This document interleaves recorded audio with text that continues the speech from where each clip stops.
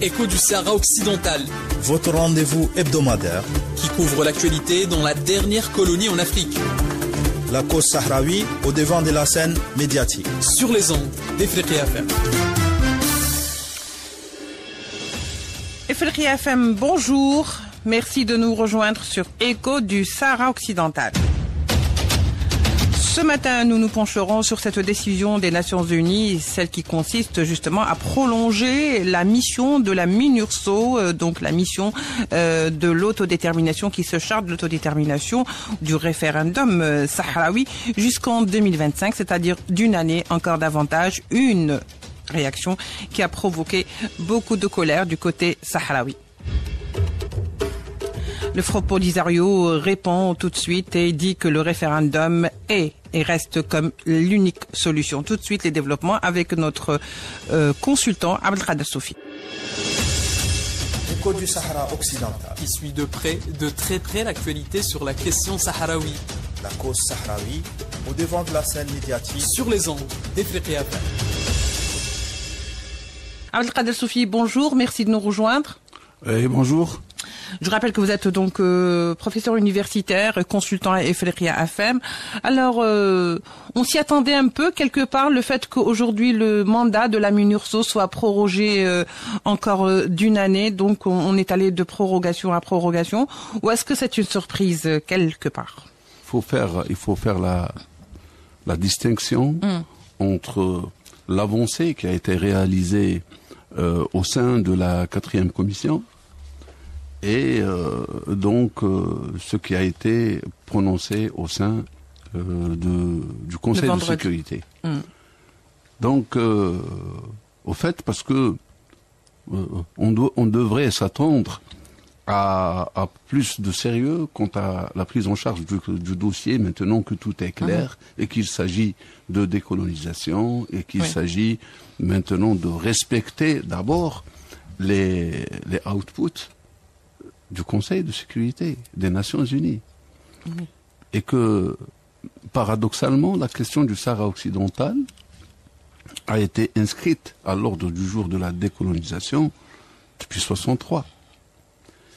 Et donc, ce Sahara qui était occupé par l'Espagne.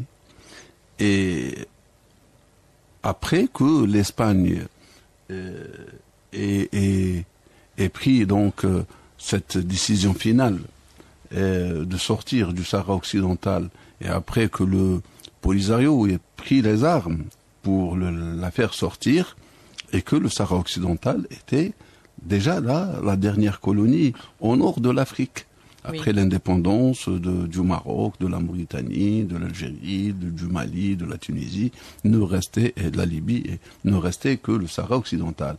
Et la pression internationale était que l'Espagne devait s'incliner devant les décisions onusiennes et la pression onusienne, ce qui a été fait. Sauf que depuis 1975, il y a eu une nouvelle colonisation.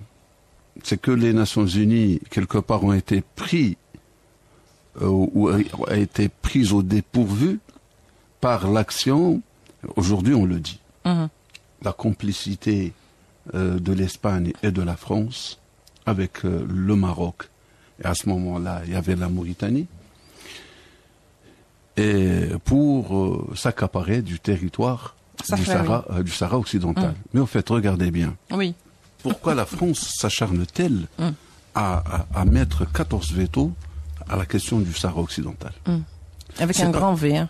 C'est parce que le colonialisme français n'est jamais parti de l'esprit du français. Vous avez vu il y a quelques jours, le président français est allé au Maroc pour signer un nouveau contrat de colonialisme, de nouvelles formes de colonialisme. Ça veut dire un retour auquel on a appelé, si vous vous rappelez, il y a quelques mois. Oui. En France, on a appelé pour recoloniser l'Afrique, pour une nouvelle colonisation. C'est cet esprit qui reste et qui persiste. Et c'est pourquoi on veut garder le Sahara occidental sous la mainmise du colonialisme, du colonialisme, c'est du colonialisme marocain. Français qui a remplacé l'Espagne en 75 sous couverture du Maroc. Voilà. Sous couverture du Maroc. Proxy. Il faut le dire. Car ceux qui ont fait l'opération, c'est l'armée française. C'est elle qui a bombardé à travers l'aviation française les Sahraouis. Les Sahraouis étaient pris dans un étau. L'avancée de l'armée de la Mauritanie par le sud et l'avancée de l'armée française franco-marocaine par le nord. Donc ils n'ont trouvé salut que se réfugier aux frontières algériennes. Maintenant, est-ce que ça a été prévisible? Du moment que nous vivons un monde dans un monde de voyous, où le droit international est bafoué, nous l'avons vu en Palestine. Donc il est tout à fait normal que cela était un scénario prévisible, même s'il n'était pas le plus, je dirais, suggéré, le plus suggéré, non, le plus attendu, parce que la logique dit qu'on devait finir avec cela et aller directement vers le référendum. Ou du moins, si on reconduit, c'est pour justement faire le référendum. Encore 6 mois ou encore une année, ça veut dire que on est dans le statu quo. C'est un aveu d'échec. Non, mais oui. Quelque part, c'est un aveu d'échec. Ce n'est pas un aveu d'échec. On a créé la MINURSO pour que, dans un délai de 6 mois, elle devait recenser et organiser le référendum. C'est chose faite? Non, mais ces 6 mois ont été permanisés. Ça veut dire que chaque année, on renouvelle de 6 mois ou d'une année. Voilà, donc c'est maintenir un statu quo. Chaque année, on revient à la charge, à la même chanson. Oui, donc finalement, comme on le voit, cette décision, finalement, elle ne fait que conforter les craintes des Sahraouis, les craintes du Front Polisario. D'ailleurs, le Front Polisario qui ne reconnaît que la solution du référendum ou que le référendum comme solution. Donc, ils ont vite réagi à cette réaction. Ce n'est pas la première fois, bien sûr, que l'ONU proroge le mandat. Finalement, il y a une résolution. Il y a des résolutions qui attestent que ce sont 2 territoires complètement distincts, le Sahara occidental et le Maroc, mais ce qui peine, c'est de mettre en exergue, et c'est toujours le même problème, éternel problème, ces applications en marche. Il y a également un Conseil de sécurité où, sur ses membres, il y a des membres qui sont complètement acquis à la cause, qui ne sont pas du tout acquis à la cause sahraoui, comme on vient de le dire, la France et peut-être les États-Unis. Donc cela va quand même faire encore durer le problème. Finalement, le problème se pose à ce niveau. La solution, elle est très simple. Mais le problème se pose à ce niveau. Oui, mais attendez. Le Conseil de sécurité aussi, il est conseil politique. Donc ce n'est pas un conseil juridique. Oui, mais la juridiction existe par les résolutions de l'ONU. Non, j'y arrive. Elle ne demande qu'à être mise en... J'y arrive. Pardon. Et comme c'est un conseil à vocation politique, ça veut dire que c'est un conseil qui fait les équilibres entre les membres de ce conseil. Autrement dit, dès qu'il y a un intérêt de l'un ou de l'autre, il y a le veto. Voilà. Le veto est synonyme d'intérêt. Vous parlez d'équilibre, Sophie, ça c'est un déséquilibre quelque part. Oui, mais c'est un équilibre. C'est comme ça que ça a été créé, le Conseil de sécurité. Voilà. C'est pour garantir les intérêts. D'où les critiques. C'est pour garantir les intérêts des grandes puissances. C'est pourquoi on a créé une petite chambre dans laquelle tout se joue. 5 ou 10 pays décident pour les 55. Décident pour le monde entier. Et là, quand il s'agit de questions névralgiques et d'intérêts importants pour ces puissances-là, il y a justement ce détournement de la loi, contournement de la loi ou abus de la loi. Oui. Ça dépend de la circonstance pour maintenir une situation de statu quo qui assure et garantit le maintien de l'intérêt. Oui. Alors, il est où l'intérêt? En 1912, je reviens à dire que le Maroc, enfin, pas le Maroc, la France et la famille royale qui a été injectée au Maroc ont signé un contrat de protectorat de cette famille royale pour qu'elle gouverne sur ce territoire-là. Et que ce contrat a fait que le Maroc a été vendu à la France jusqu'au jour d'aujourd'hui.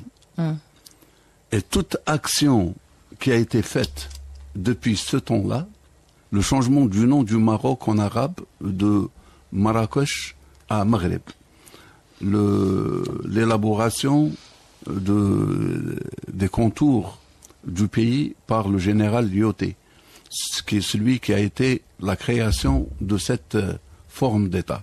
Oui.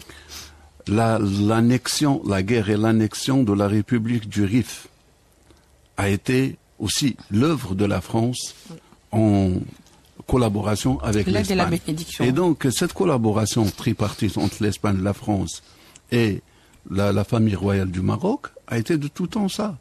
Même ce qui a été fait contre l'émir Abdelkader, c'était une conspiration entre ces mêmes partis-là.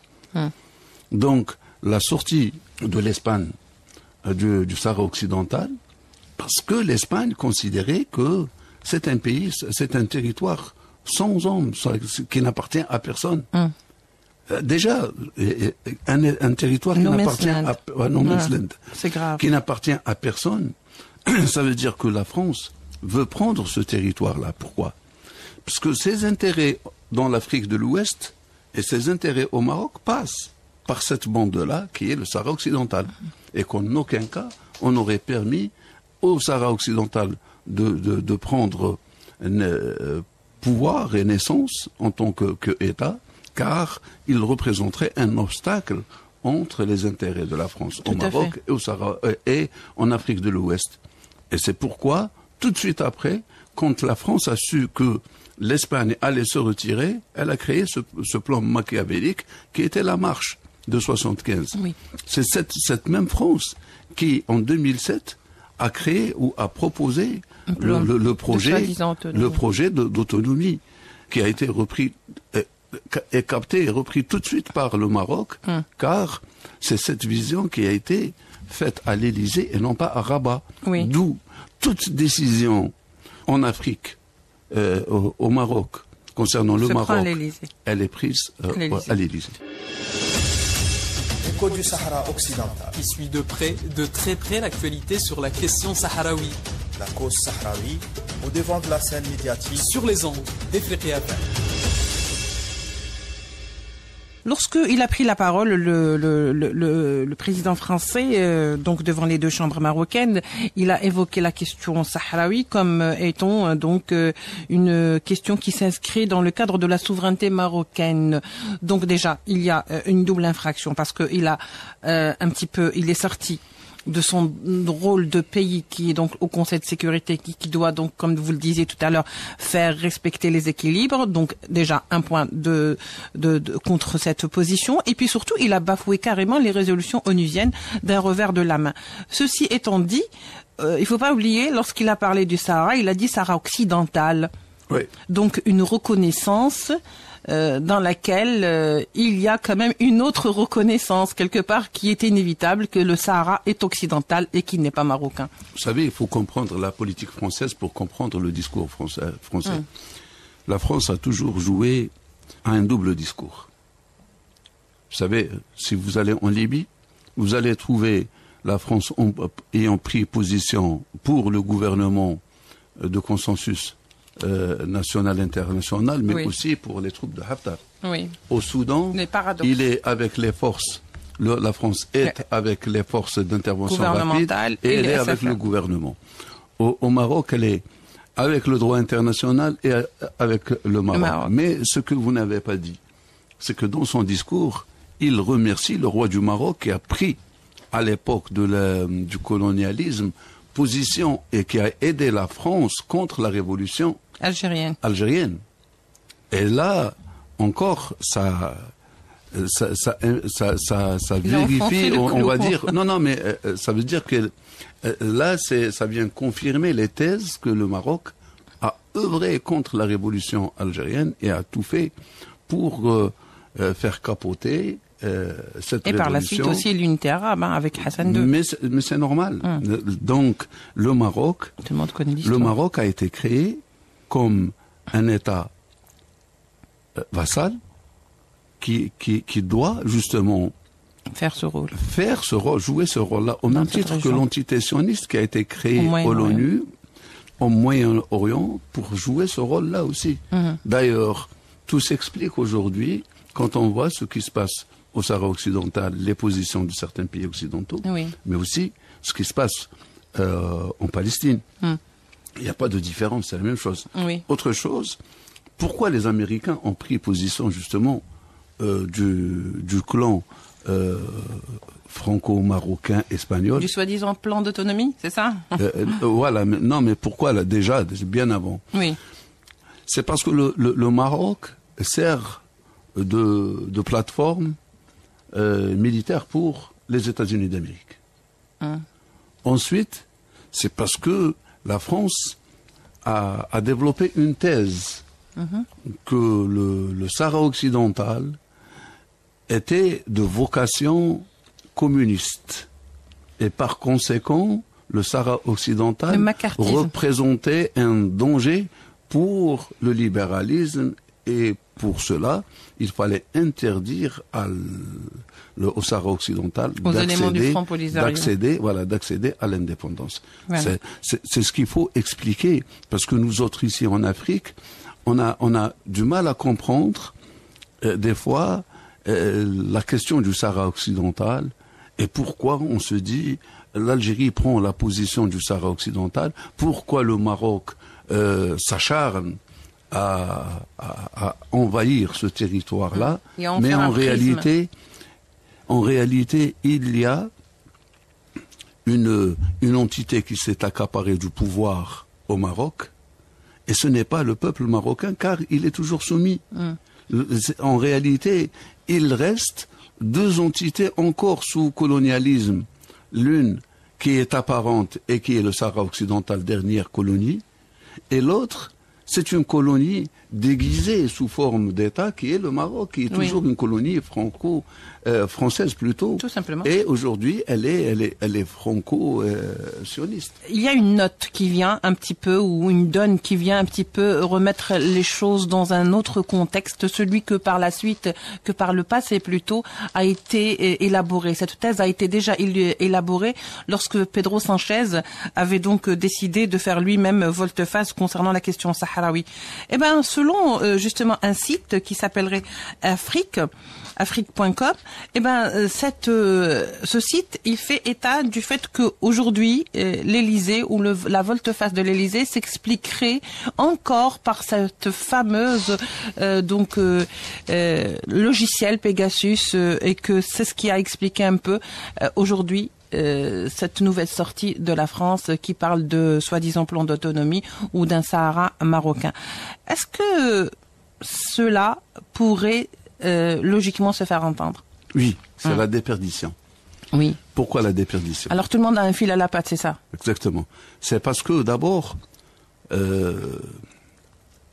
Macron et consorts sont pris au piège de Pegasus marocain. C'est que ils détiennent des informations. Cela a été dévoilé par Marianne. Hein. Très bien. Des noms ont été même communiqués. Ensuite, il y a la montée du lobby sioniste en France, qui exerce un double, pression, une double pression avec le Maroc, avec le lobby sioniste au Maroc, sur la France. Macron et le CRIF. Et voilà. Et donc, cela fait que la France est totalement prise au piège. Elle est totalement prise au piège de ces lobbies, et qui fait que, d'abord, en pensant prendre intérêt, mais en réalité, l'intérêt, c'est pas pour la France, hein, pour les lobbies qui sont derrière. Les lobbies qui gardent cet esprit de colon, qui ont toujours cet esprit colonialiste, et en plus de l'entité sioniste, c'est elle qui gère le débat maintenant, à Rabat et à Paris.